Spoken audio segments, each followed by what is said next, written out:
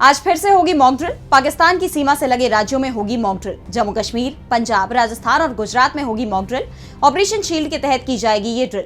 Civil defence warden, registered स्वयंसेवक और NCC, राष्ट्रीय सेवा योजना एनएसएस, नेहरू युवा केंद्र संगठन और भारत स्काउट्स एंड गाइड सहित युवा संगठन होंगे इसमें शामिल। ऑपरेशन सिंदूर का फायदा उठाने की कोशिश में बीजेपी। 29 मई को होनी थी मॉक ड्रिल, प्रशासनिक कारणों से करना पड़ा था स्थगित।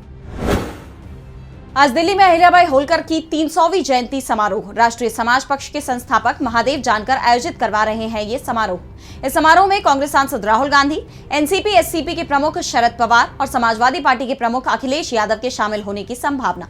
पहले महायुति गठबंधन का हिस्सा थे महादेव जानकर। विपक्षी एकता को मजबूत करने का प्रयास माना जा रहा ये आयोजन अहिल्याबाई होलकर के सुशासन, नारी सशक्तिकरण और सामाजिक न्याय के योगदान को याद करने का अवसर होगा ये समारोह। मध्य प्रदेश के दौरे पर पीएम मोदी कई विकास परियोजनाओं का करेंगे उद्घाटन और शिलान्यास। लोकमाता देवी अहिल्याबाई महिला सशक्तिकरण महासम्मेलन में लेंगे हिस्सा। भोपाल के जम्बूरी मैदान में महिला महाशक्ति महासम्मेलन को करेंगे संबोधित। आदिवासी लोक और पारंपरिक कलाओं में योगदान के लिए एक महिला कलाकार को राष्ट्रीय देवी अहिल्याबाई पुरस्कार देंगे पीएम। शिप्रा नदी पर 860 करोड़ रुपए से ज्यादा लागत के घाट निर्माण कार्यों की रखेंगे आधारशिला। इंदौर मेट्रो की येलो लाइन के सुपर प्रायोरिटी कॉरिडोर पर यात्री सेवाओं का भी करेंगे उद्घाटन। आज मध्य प्रदेश के जबलपुर में जय हिंद सभा का होगा आयोजन। कांग्रेस नेताओं ने की तैयारी। कांग्रेस के प्रदेशाध्यक्ष जीतू पटवारी ने कहा, ये जय हिंद सभा महज एक जनसभा नहीं, बल्कि ये कांग्रेस के नए संघर्ष की शुरुआत। पार्टी कार्यकर्ताओं से पूरे उत्साह, जुनून और संख्या के साथ जय हिंद सभा में भाग लेने की अपील। कहा, यह हमारी प्रतिबद्धता का प्रदर्शन। ऑपरेशन सिंदूर में सेना के शौर्य के सम्मान में कांग्रेस इस सभा का कर रही है आयोजन। बीजेपी की तिरंगा यात्रा की तर्ज पर कांग्रेस ने जय हिंद सभा का किया है ऐलान। आज जयपुर जाएंगे भाजपा के राष्ट्रीय अध्यक्ष जेपी नड्डा। महिला सशक्तिकरण कार्यक्रम में करेंगे शिरकत। पार्टी के संगठनात्मक समीकरणों की जांच पड़ताल और आगामी रणनीतियों की नींव के तौर पर देखा जा रहा उनका दौरा। वरिष्ठ नेताओं और पदाधिकारियों के साथ अहम बैठक कर सकते हैं नड्डा। इस दौरान संगठन की वर्तमान स्थिति, नेताओं के बीच समन्वय और कार्यकर्ताओं के फीडबैक पर हो सकता है मंथन। प्रदेश भाजपा की नई कार्यकारिणी के गठन को लेकर प्रारंभिक चर्चाएं भी कर सकते हैं राष्ट्रीय अध्यक्ष। ज्ञानवापी मामले में आज फिर होगी सुनवाई। सिविल जज सीनियर डिवीजन फास्ट ट्रैक भावना भारती की अदालत में होगी सुनवाई। मामले में वादी रहे हरिहर पांडे की जान जाने के बाद उनकी पुत्रियों के अलावा एक अन्य पक्षकार बनाने की मांग। पिछली सुनवाई में अंजुमन इंतजामिया मस्जिद कमेटी और सेंट्रल सुन्नी वक्फ बोर्ड की बहस हुई पूरी। आज मुकदमे के वादी रहे पंडित हरिहर पांडे की बेटियां मणि कुंतला तिवारी, नीलिमा मिश्रा और रेणु पांडे की ओर से दिया जाएगा जवाब।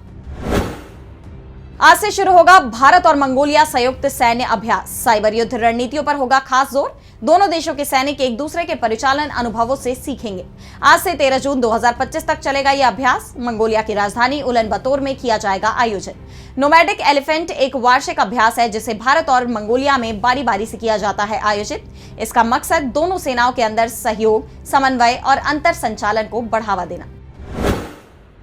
सीडीएस अनिल चौहान आज शांग्रीला डायलॉग को करेंगे संबोधित। सिंगापुर में आयोजित किया जा रहा 22वां शांग्रीला डायलॉग सबसे बड़े रक्षा मंचों में से एक माना जाता है शांग्रीला डायलॉग। जनरल चौहान भविष्य के युद्ध और युद्ध कला और भविष्य की चुनौतियों के लिए रक्षा नवोन्मेष समाधान इस विषय पर रखेंगे अपने विचार।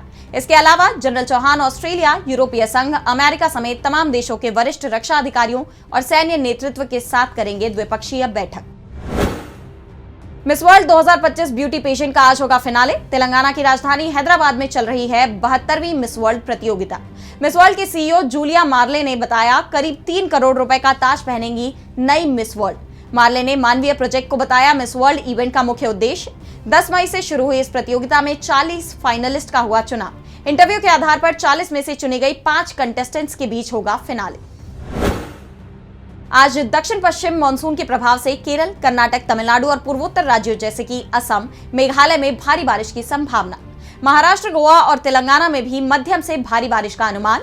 उत्तर भारत में दिल्ली, उत्तर प्रदेश, बिहार और हरियाणा में तेज हवाओं के साथ हल्की बारिश और आंधी की आशंका। राजस्थान और गुजरात के कुछ हिस्सों में गर्मी और लू का रहेगा प्रभाव। तापमान 40 से 44 डिग्री तक रहने का अनुमान। मध्य प्रदेश और छत्तीसगढ़ में छाए रहेंगे बादल। पश्चिम बंगाल और ओडिशा में चक्रवाती सिस्टम के कारण बारिश की संभावना। हिमाचल प्रदेश और उत्तराखंड में हल्की बारिश की संभावना।